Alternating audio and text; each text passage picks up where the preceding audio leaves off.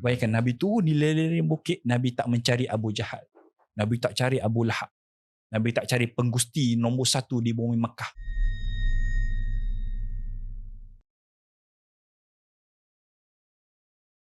Nabi pernah mengajarkan kepada kita ketika mana Nabi bersuluk, Nabi healing di Gua Hira. Ya, Nabi sedang healing. Nabi bersama dengan Allah. Nabi bercakap dengan Allah dalam hatinya. Macam kita bercakap dengan Allah, meluahkan perasaan kepada Allah.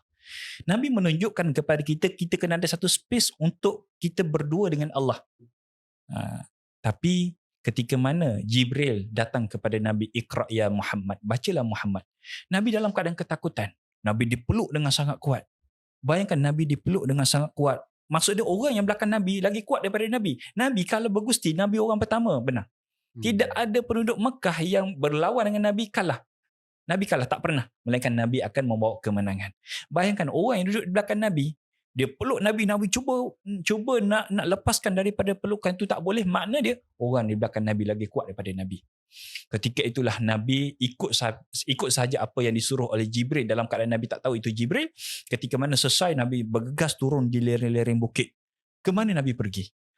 Kalaulah kita fikir logik dah, bila mana ada seorang yang lagi kuat dari kita, serang kita, tumbuk kita, ataupun bagi warning kepada kita, apa kita buat? Kita akan cari polis lah. Maksud orang ada autoriti. Tak pun, kalau contohlah polis tidak ada pada zaman ni, apa kita akan cari? Orang yang kuat untuk membela kita, untuk membela kita berlawan dengan orang tu. Supaya apa? Supaya hati kita tenang. Supaya apa?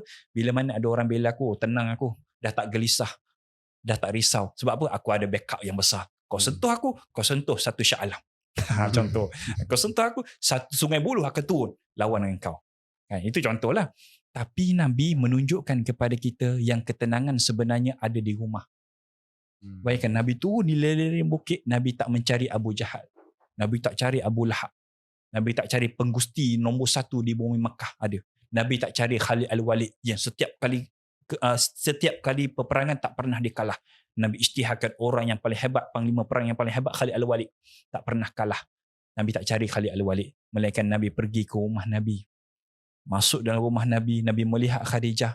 Nabi terus bagi tahu kepada Khadijah, Zammiluni ya Khadijah. Selimutkan aku ya Khadijah. Maksud dia apa? Nabi berada dalam pelukan Khadijah. Ulama syarah dalam satu hadis, dalam satu pandangan para ulama, pada malam tu Nabi tidur dalam pelukan Khadijah bintu Khuwailid.